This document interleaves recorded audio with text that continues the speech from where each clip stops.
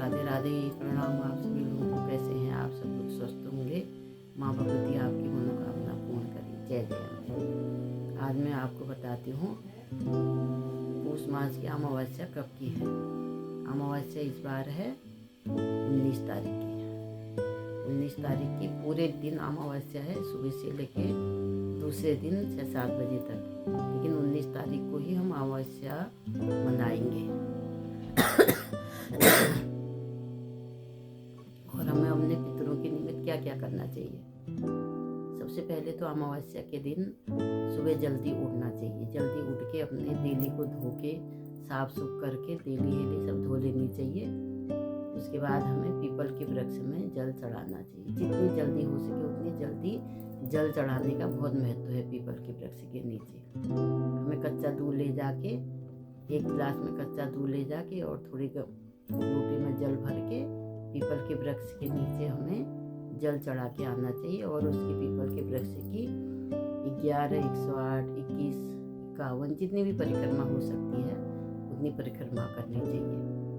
और ये अमावस्या के दिन पीपल के वृक्ष की पूजा का बहुत ज़्यादा महत्व है। इस बार तो और भी बढ़िया है, शुक्रवार का दिन है। क्योंकि जब शुक्रवार के दिन अमावस्या पड़ती है तो कहते हैं उस दिन बहुत अच्छा होता है और लक्ष्मी जी का वास होता है उसमें, पीपल के वृक्ष के नीचे। तो इसलिए हमें पीपल के वृक्ष की बहुत अच्छी तरह से पूजा करनी चाहिए। उसके बाद फिर हमें घर की पूजा करके, अपने जो आप दैनिक पूजा करते हैं वो दैनिक पूजा करके सूर्य भगवान को जल दे के, उसके बाद हमें फिर एक लोटे में जल भर के, पीतल के लोटे में जल भर के उसमें कच्चा दूध मिला के और तिल मिला के दक्षिण की तरफ मुँह करके अपने पितरों को जल देना चाहिए।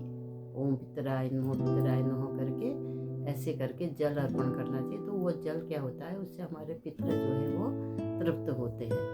तो ये पितरों के निमित्त ये जल जरूर देना चाहिए। आप इसको भूलना मत। हमें अपने पितरों के निमित्त ये जल जरूर देना चाहिए।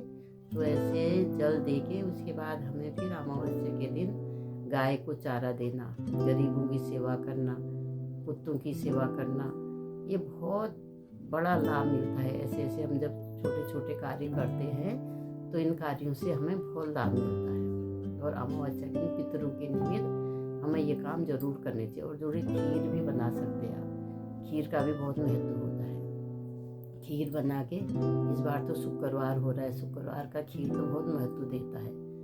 तो इस बार हमें खीर जरूर बनानी चाहिए। खीर बना के भगवान जी को भोग लगा के, कहते हैं कि जो भी भगवान विष्णु भगवान को लगाते हैं वो स्वाहा स्वधा। तो ये दो चीज़ें होती हैं ना, आप कभी भी सुनते होंगे, स्वाहा स्वधा। स्वाहा जो है वो भगवानों के लिए होता है, स्वधा जो है वो पितरों के लिए होता है। तो वो पितरों को अपने आप ही भोग लग जाता है। अगर विष्णु भगवान को भोग लग गया तो पितरों को अपने आप भोग लग जाता है। इस तरह से हमें अमावस्या के दिन खीर का भोग जरूर लगाना चाहिए। और शाम के टाइम में पीपल के वृक्ष के नीचे चौमुखी दीपक, तेल का दीपक, सरसों के तेल का दीपक जला के उसके नीचे थोड़े से चावल रख देना चाहिए।